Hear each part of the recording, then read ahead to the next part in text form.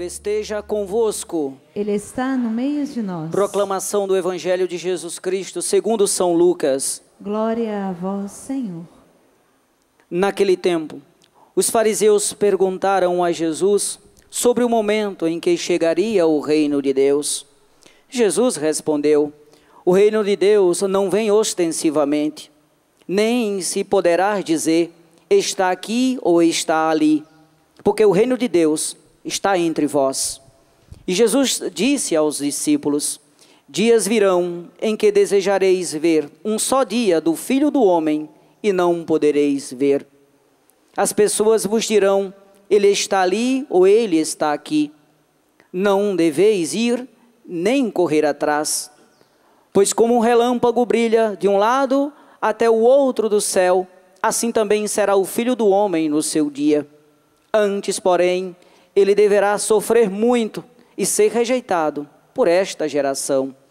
Palavra da salvação. Glória a vós, Senhor. Pode aplaudir a palavra de Deus. Feliz quem se apoia no Deus de Jacó. Feliz quem se apoia no Deus de Jacó. Mais uma vez, feliz. Feliz quem se apoia no Deus de Jacó. Feliz quem se apoia no Deus de Jacó. Eu não sei onde você tem colocado seu apoio. Eu não sei em quem ou em que você tem colocado a sua confiança. Mas como nós acabamos de cantar, feliz aquele que se apoia, que confia, que entrega sua vida ao Deus de Jacó.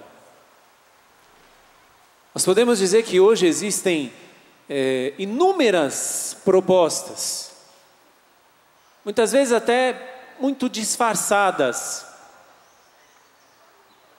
propostas boas, propostas até, digamos, com uma certa vantagem, mas todas as propostas para que nós possamos nos apoiar, e apoiar onde eu me escoro, falando um português um pouco mais popular para a gente entender, é onde eu me escoro, é onde eu fico ali, né? Onde eu quero sombra e água fresca. Existem inúmeras dessas propostas, mas deixa eu te dizer, todas as propostas que são fundamentadas nesta vida, todas elas têm um prazo para acabar. Nenhuma delas ficarão para a eternidade. Podemos até dizer, todas elas têm um prazo de validade. Elas começam, elas têm um meio e elas têm um fim. Mas, como o salmo que nós cantamos, feliz quem se apoia no Deus de Jacó. Por quê? Porque a nossa vida, ela começou, mas ela não termina. Padre, que loucura é essa? E as pessoas que morrem? As pessoas que morrem não terminam a sua vida. A sua vida é transformada. A sua vida, ela passa dessa realidade para a eternidade. Então, se eu apoio a minha vida somente nas coisas que têm prazo de validade, com perdão da palavra, nós estamos lascados. Porque e depois? Porque ninguém aqui, e tenha certeza disso, ninguém aqui, quando for enterrado, acaba ali. Não. Todos nós somos chamados a esta vida de Deus, a esta vida de eternidade. Somos chamados não, temos esta graça nos dada por Deus, Deus nos pensou começando, mas Ele não foi criativo, me desculpa falar assim, Senhor, mas Ele não foi criativo em pensar no nosso fim. A gente só começa, porque nós nascemos, e nascemos aqui nessa vida, mas nós vamos para a vida eterna. Agora, para onde você vai, eu não sei. Feliz, e feliz na palavra de Deus significa aquele que vive a vida de Deus. Então, quem vive a vida de Deus se apoia no Deus de Jacó, que não tem prazo de validade, que não termina, que nós somos transformados. É até uma coisa muito linda, o prefácio da missa, que é uma das partes da missa, aquela que nós rezamos antes do santo, antes de cantarmos o santo. Aquela oração que o padre faz, quando tem a oração para a missa dos defuntos, se fala, para quem tem fé, a vida não termina, mas é transformada. Que coisa linda, porque nós não passamos aqui, ficamos aqui. Agora, se eu apoio a minha vida nas coisas que passam, como é que vai ser a minha vida eterna? Como é que vai ser a eternidade para mim? Isso nós confiamos à misericórdia, nós confiamos porque Deus é que conhece os corações, Deus é que conhece a nossa consciência, enfim. Mas uma coisa eu te digo, em quem você tem apoiado? Ou em que você tem apoiado a sua vida? Porque só é feliz quem apoia, quem se apoia, quem se escora, quem se esconde, quem é sustentado pelo Deus de Jacó. E como é que nós começamos a entender isso? Aí o evangelho que nós ouvimos. Chegaram algumas pessoas ali para Jesus, chegaram alguns fariseus, aqueles que se achavam sabedores, conhecedores da palavra de Deus, e fizeram uma pergunta. Os fariseus perguntaram a Jesus sobre o momento em que chegaria o reino de Deus. Eles estavam à espera, mas eles pensavam que o reino de Deus viria ostentando coisa, vinha de forma grandiosa, vinha de forma assim que todo mundo iria ficar abismado e todo mundo iria querer ir e tal, todas aquelas coisas, como às vezes nós vemos em algumas eleições por aí afora, que às vezes que começa um governo, vamos dizer, e se começa já ostentando coisas, né? Só que aí Jesus dá uma resposta. O reino de Deus não vem ostensivamente, nem se poderá dizer, está ali, está aqui, porque o reino de Deus está entre vós. Aí a gente pode dizer, como é que eu vou entender isso? Jesus diz, o reino de Deus não vai vir de forma ostentosa, não vai vir com grandes espetáculos. Ouvindo hoje um pouquinho da homilia do Papa Francisco, que ele celebrou na Casa Santa Marta, o Papa Francisco tem umas palavras assim, que nos facilita muito. As palavras do Papa Francisco nos dá acesso a ele, porque ele fala fácil, né? Ele dizendo, a religião cristã não é do espetáculo. Então, quando a gente vê assim, você está vendo algumas fumacinhas de vez em quando sair por aí, por esses ventiladores, né? Você vê alguma fumacinha, mas isso aí não é para ser espetáculo, não. Mas a gente vê assim, aqueles shows, e sai um monte de coisa. O reino de Deus não vem assim. O reino de Deus não vem com fumaça, não vem com olha lá, está saindo ali no cantinho. Está vendo? Aquilo lá não é para deixar assim, um ambiente mais bonito. Não, isso é só para deixar um ambiente mais fresco para você, por causa do calor que você está sentindo. Mas o reino de Deus não vem com fumaças, não vem com holofotes. Não, o reino de Deus não é espetáculo. Jesus está dizendo, o reino de Deus não está ali nem aqui. O reino de Deus está entre vós. Quem se apoia no Deus de Jacó, cultiva o reino de Deus no próprio coração. Só quem apoia a sua vida em Deus, porque sabe que a sua vida apenas teve um começo, mas não terá fim. Só quem apoia a própria vida, só quem se escora no próprio Deus, sabendo que a sua vida teve um começo, mas não terá fim, porque Deus nos criou para a eternidade. é que cultivará o reino de Deus no próprio coração. Por quê? Quando Jesus fala isso, o reino de Deus é Ele. Porque onde está o rei, está o seu reino. Não tem como nós dizermos que existe um reino sem rei. E não tem como nós dizermos que existe um rei sem o seu reinado, sem o seu reino. Então quando Jesus diz, o reino de Deus não está lá, nem cá, nem ali, nem acolá. Não, o reino de Deus está entre vós. Jesus está dizendo, porque eu estou entre vós. Se eu falar para vocês, uma parte da missa, o Senhor esteja convosco, o que você diz? Então Ele está. E se Ele está, que é o rei, o seu reino também está. Então só quem apoia a sua vida no Deus de Jacó, como nós cantamos no Salmo, vai cultivar no seu coração esse reino de Deus. Mas para quê, Padre? Para nos preparar para aquilo que Jesus vai continuar dizendo no Evangelho.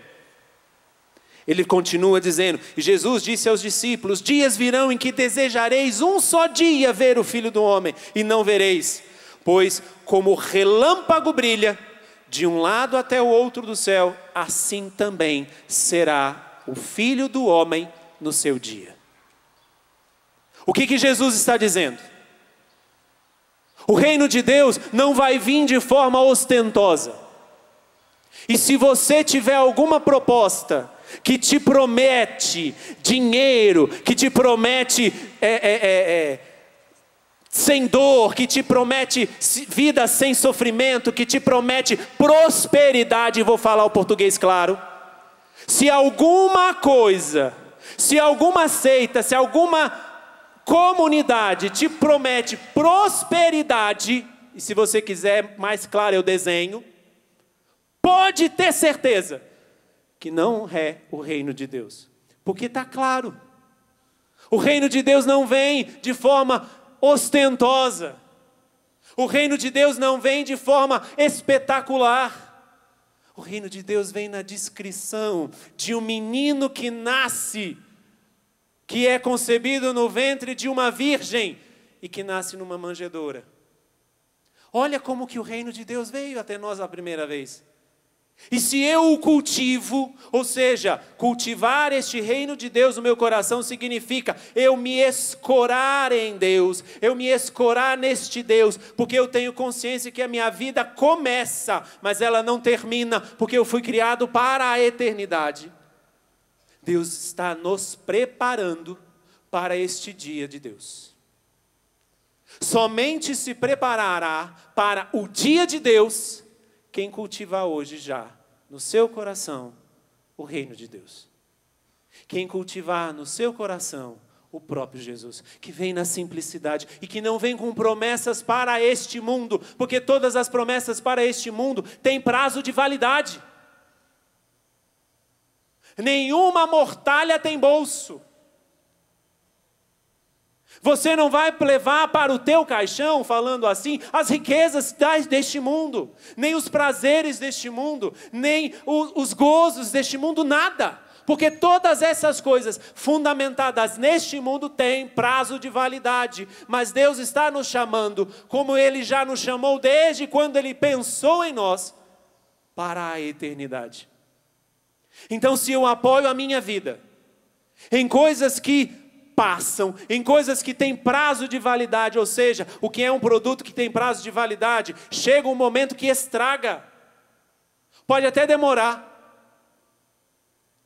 É a mesma coisa de você pegar um refrigerante, um suco ou qualquer coisa desse jeito e tá lá, sem conservantes, prazo de validade, 6 meses. Idiota nós, se acreditamos que uma coisa que tem 6 meses de prazo de validade não tem conservante.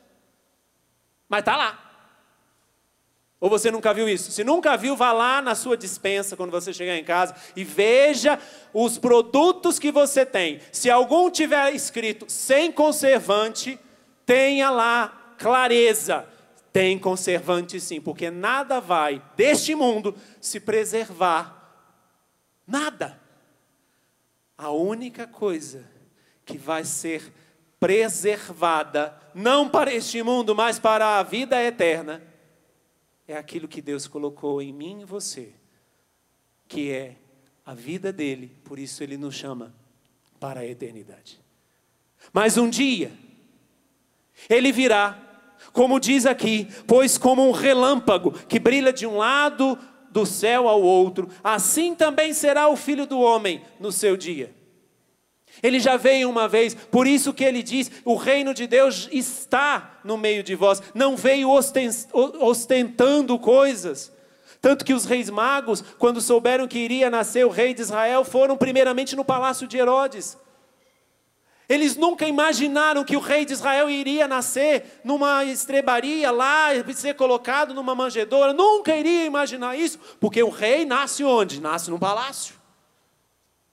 E quando ele não nasce no palácio, a primeira coisa que ele quer fazer é construir o seu palácio. Mas este reino, que não vem fantasticamente, que não vem de forma espetacular, que vem de uma maneira pobre, humilde, simples, e que por isso que muitas vezes nós não acreditamos. Porque nós somos do espetáculo, meus irmãos. Nós somos do espetáculo. Não queria dizer, mas vou dizer, que saiu uma matéria esses dias, de um grande pastor evangélico, conhecido praticamente no mundo todo. Ele dizendo que os grandes e verdadeiros milagres de Deus acontecem numa Santa Missa. Mesmo que seja aquela missa que você acha, nossa, saí cheio, porque fui numa missa que cantei, rezei, orei em línguas, fiz isso. Mas também é aquela missa que o padre celebra lá naquela capelinha, lá no interior. Um pastor evangélico dizendo isso. Os grandes e verdadeiros milagres acontecem somente na Igreja Católica, porque somente a Igreja Católica tem a celebração da Eucaristia e não precisa de espetáculo. Porque é a confirmação dessa palavra que Jesus está dizendo. Que o reino de Deus, ou seja, ele se faz presente, a manifestação real de Jesus não precisa de espetáculos. Como a gente infelizmente vemos por aí afora em vários lugares, e que dói falar isso, mas que às vezes até mesmo na Igreja Católica. Onde precisamos das luzes, precisamos das fumaças, precisamos do espetáculo. Não, na verdade nós só precisamos daquele pedacinho de pão, daquele pouquinho de vinho consagrado que é Jesus, porque é isso que nos alimenta. Não precisamos de mais nada. Este cultivo no nosso coração do reino de Deus é que nos preparará para a vinda de Deus. Porque Ele virá. E se Ele está demorando, posso dizer para você, você também um dia vai. Mais cedo, mais tarde, alguém que vai demorar 100 anos, alguém que nem vai chegar a nascer. Mas um dia nós vamos, porque Deus não nos criou para permanecer nessa terra. Porque se Ele nos tivesse criado para permanecer nessa terra, nós teríamos prazo de validade. Mas Ele nos criou para a eternidade e lá não existe prazo de validade. Por isso que Jesus está dizendo com a pergunta dos fariseus. Os fariseus vão e perguntam a Jesus. E Jesus responde, eu já estou no meio de vós. O reino já está no meio de vós. Porém, virá ainda o grande dia, em que Ele virá em glória, ou nós iremos até Ele. Mas quando acontecer, ou que Ele vir, ou que nós iremos, estaremos preparados? Teremos cultivado no nosso coração o reino de Deus? Teremos nos escorado, nos escondido em Deus e não em coisas que têm prazos de validade, em coisas que vão passar.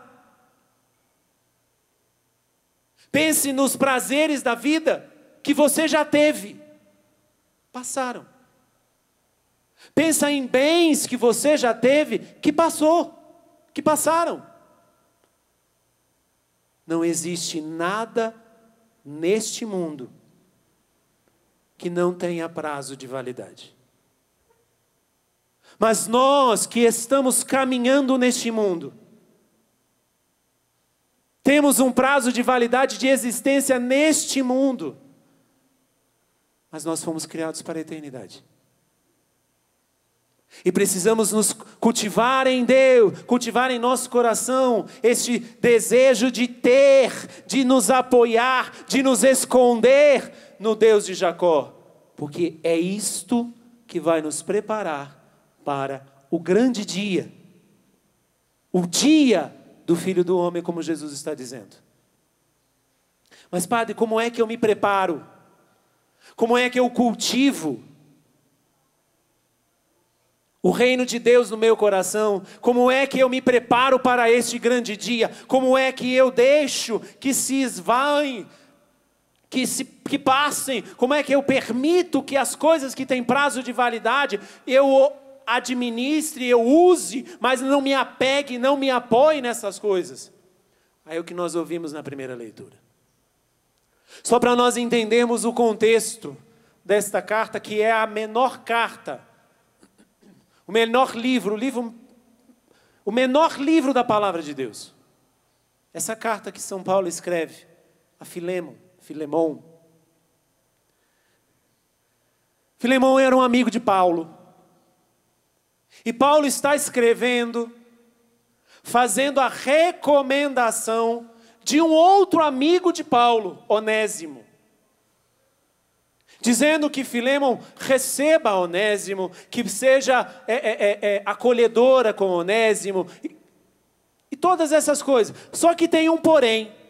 Onésimo era escravo de Filemon. E se não se sabe o contexto, se ele fugiu, não se sabe o contexto, porque Paulo fala que ele deu prejuízo e tal.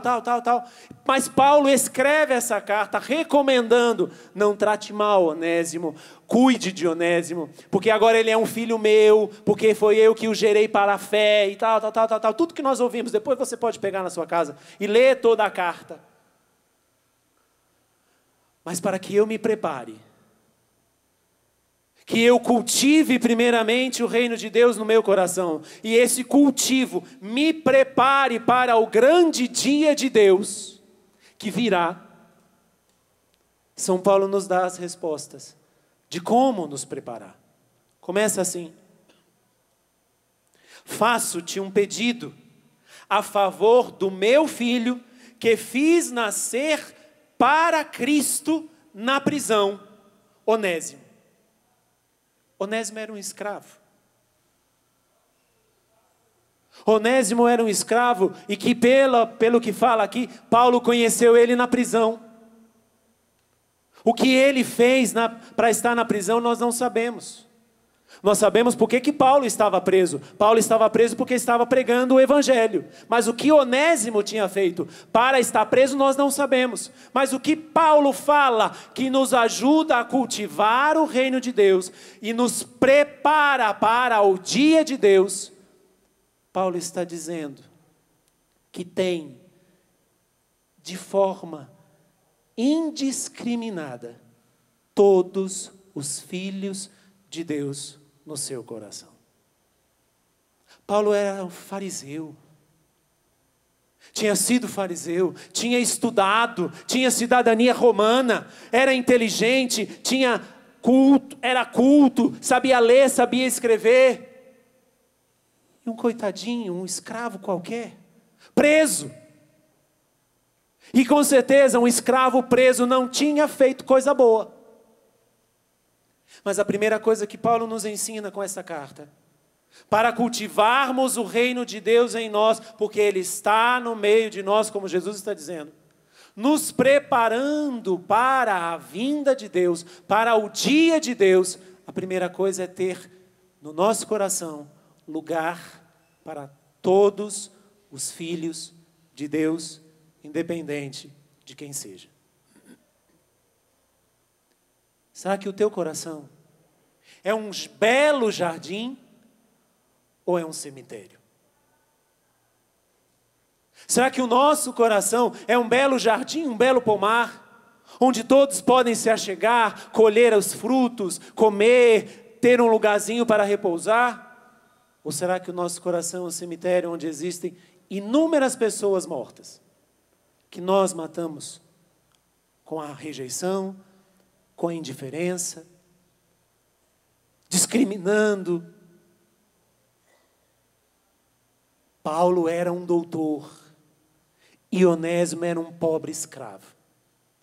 Mas olha o que Paulo fala: ao dono do escravo, faço-te um pedido em favor do meu filho, que fiz nascer para Cristo na prisão.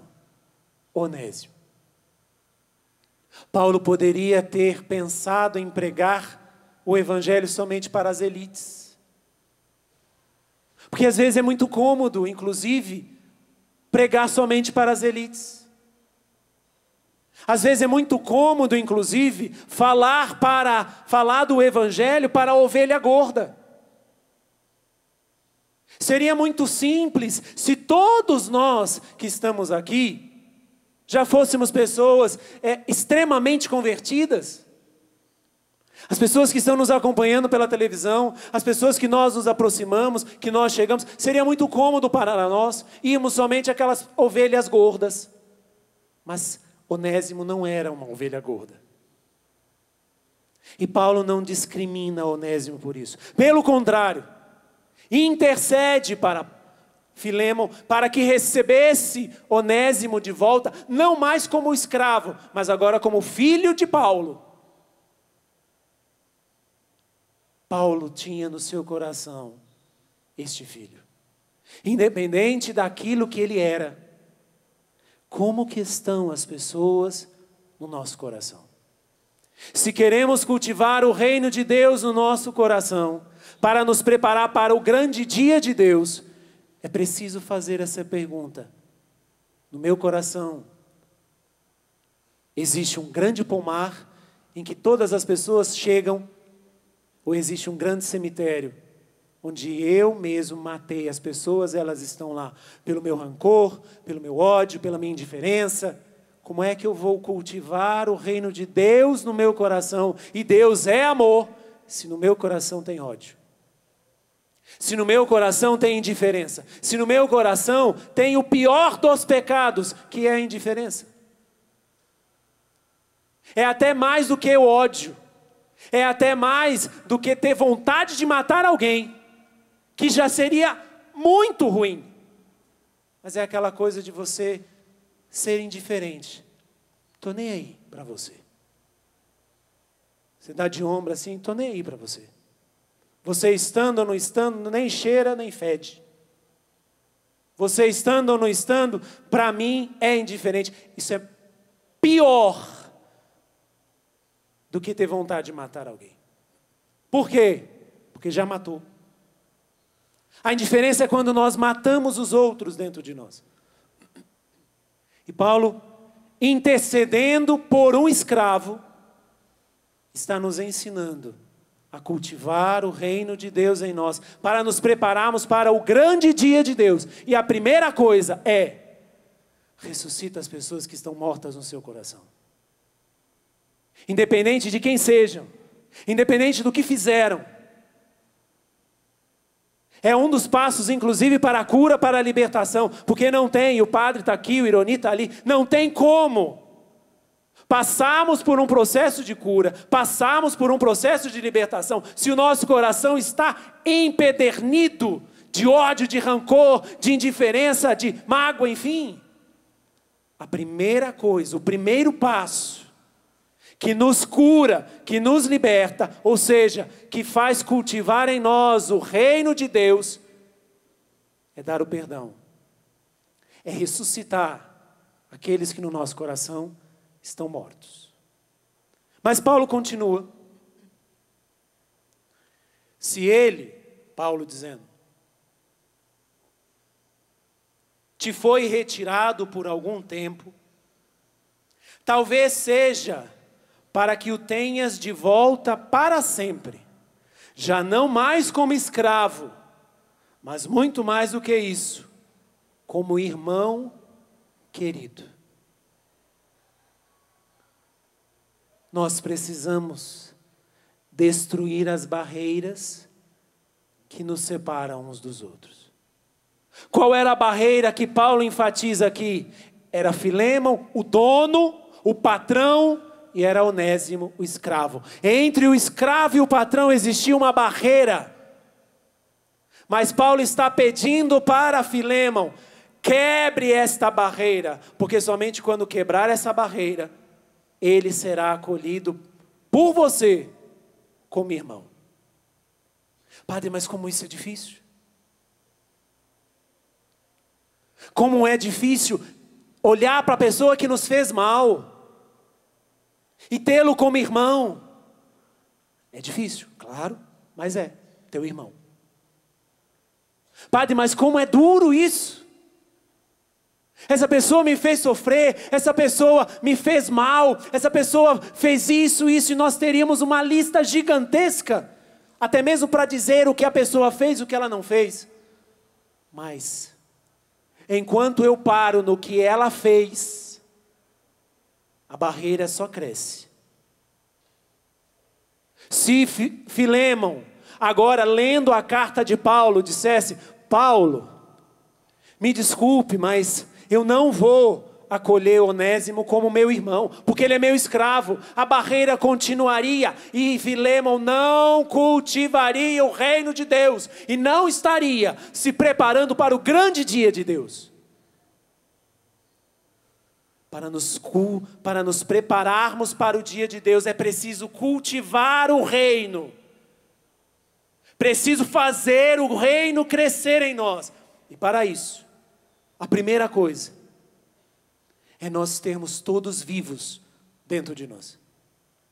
Não temos o pior do outro, mas não temos também o outro cadáver. Não, dentro de nós é preciso ressuscitar aqueles que eu matei. E a segunda coisa, é preciso destruir a barreira. A barreira da indiferença, a barreira do ódio, a barreira da mágoa.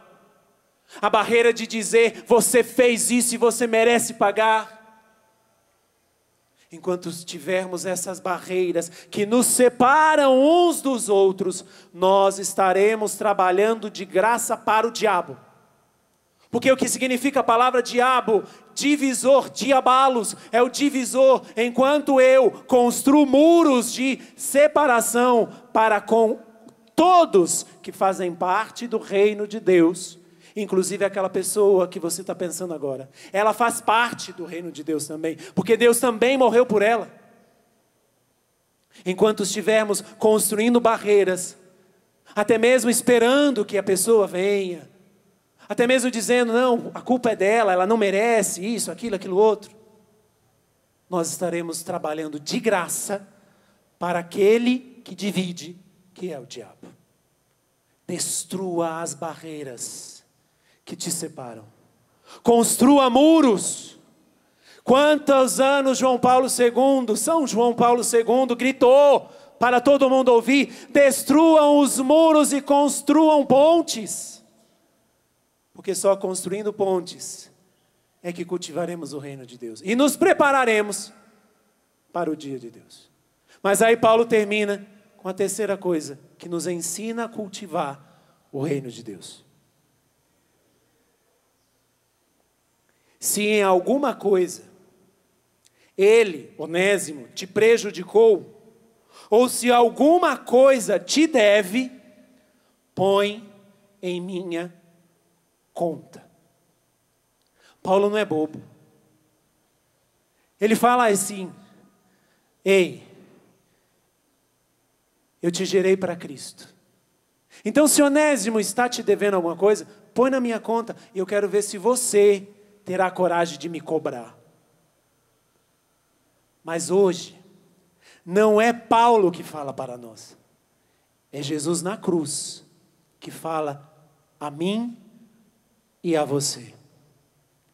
Se essa pessoa está te devendo alguma coisa, eu derramei o meu sangue por ela também. Cobra de mim então. Cobra de Jesus.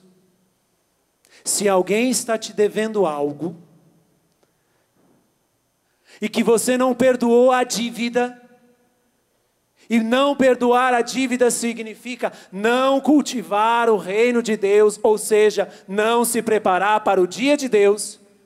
Não é Paulo dizendo a você, é Jesus, no alto da cruz, dizendo a mim e a você, se alguém daqueles por quem eu derramei o meu sangue está te devendo algo,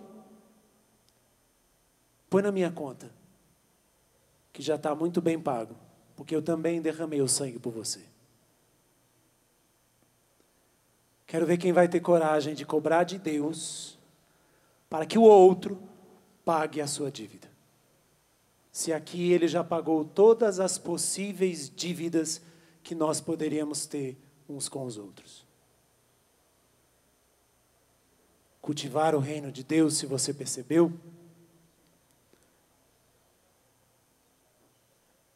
não é ficarmos em adoração. É preciso para nos fortalecer, mas não é. Não é nem mesmo nós rezarmos. É preciso, mas não é.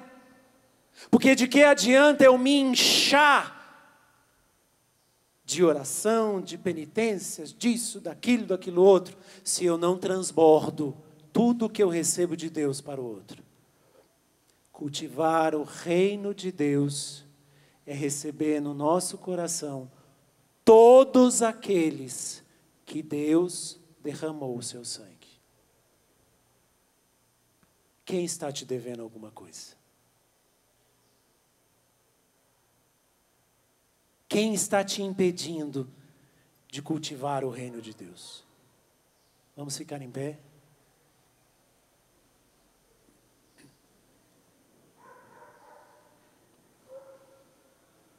Feche os seus olhos. E pensa. Naquelas pessoas que podem estar mortas no teu coração. Para você cultivar o reino do Deus da vida, você não pode ter nenhum morto no teu coração. O teu coração não pode ser um cemitério construído sobre o alicerce da mágoa, do rancor, do ódio. Não. Joga fora isso. Faz nascer agora neste cemitério do teu coração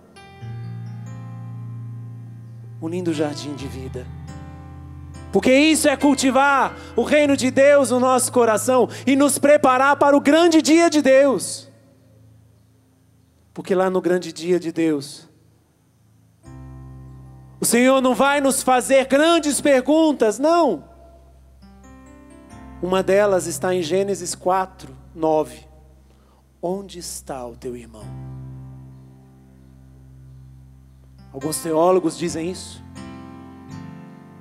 Que uma das perguntas que Deus vai nos fazer, 2 perguntas apenas Ele vai nos fazer, quando nós estivermos diante dEle no juízo final. Diante dEle neste dia, neste grande e bendito dia do Filho de Deus. Meu filho, onde você está? Essa é a primeira pergunta. A pergunta que ele fez a Adão, quando Adão pecou, Deus não perguntou a Adão se ele tinha pecado, por que ele tinha pecado, por que ele não fez. Não, Deus não perguntou nada disso.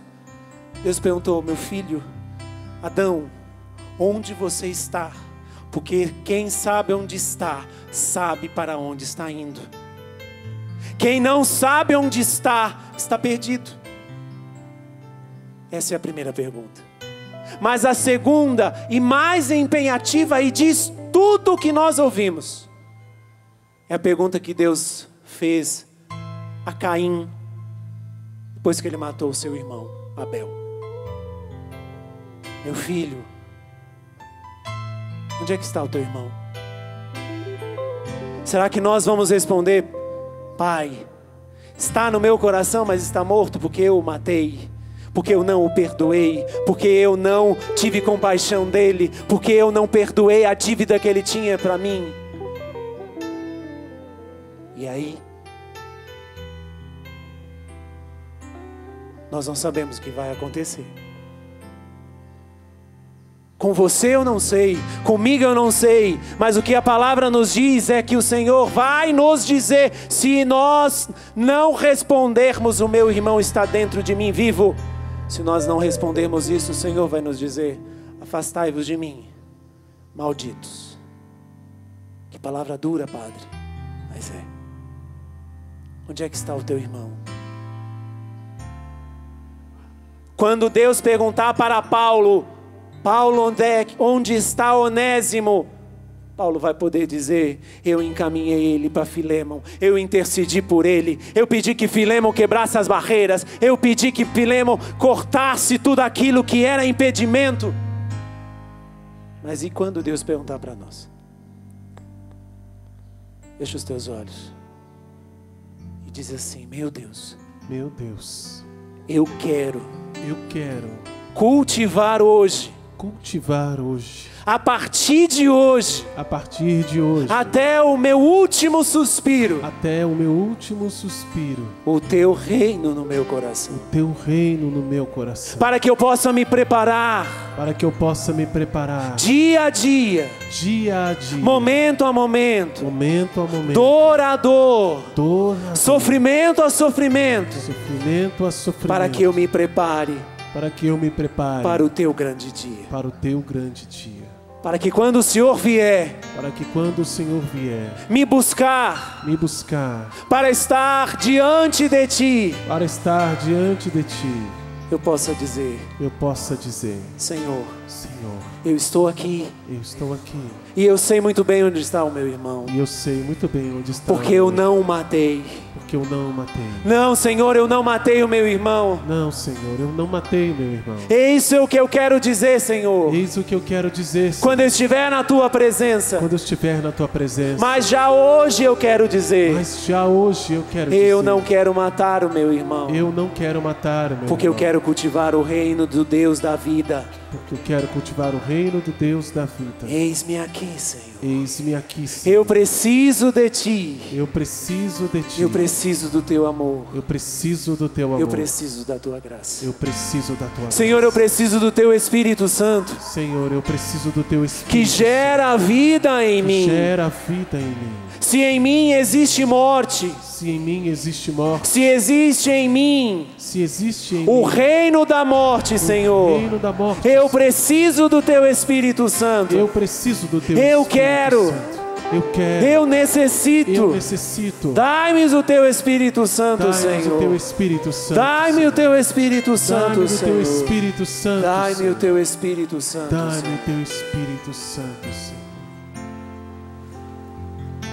Espírito, encha minha vida. Peça isso. Enche-me com teu poder, pois de ti eu quero ser. Espírito, erga os seus braços do início, cante. Espírito, peça. Espírito, peça. Encha minha vida, enche-me com teu poder, pois de ti eu quero ser. Espírito, enche o meu ser. As minhas mãos, cante.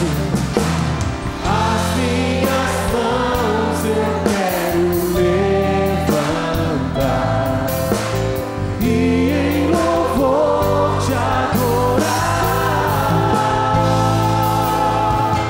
Meu coração eu quero derramar diante do teu. Põe a mão no seu coração agora. Diante de tudo que você foi ouvindo nessa homilia, pensa em situações, em pessoas, em acontecimentos, mas pensa no reino de Deus que precisa ser cultivado aí no seu coração. Vai pensando nessas situações e vai pedindo: vem, Espírito Santo. O Senhor é o Senhor da vida. O Espírito Santo, o Senhor da vida. Vem, Espírito Santo. Gera vida nova em mim. Gera o Espírito, o reino de Deus em mim. Faz crescer em mim o reino de Deus. Faz crescer em mim a vontade de estar com Deus, de estar para sempre com Deus. Vem, Espírito Santo. Vem, Espírito Santo. Vem, Espírito Santo. Cante, Espírito, cante. Espírito, encha minha vida, enche-me com teu poder, pois de ti eu quero ser. Espírito, enche o meu ser. Só vocês, Espírito, canta. Força.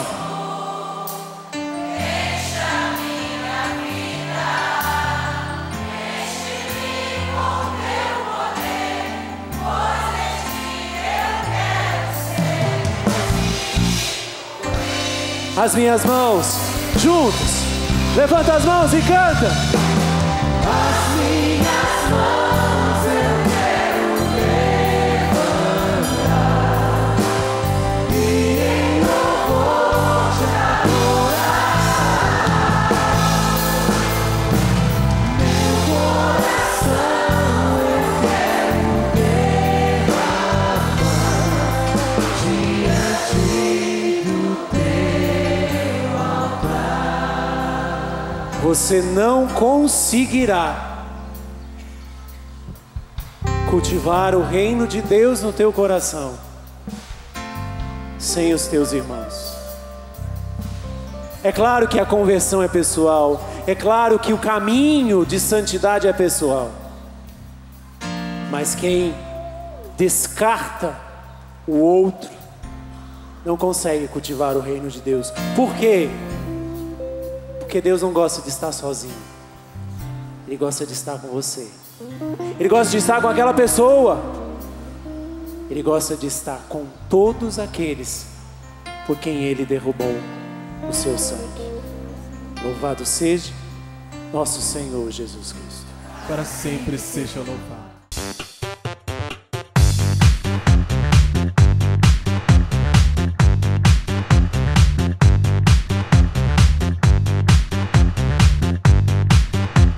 CançãoNovaPlay.com. Assine já!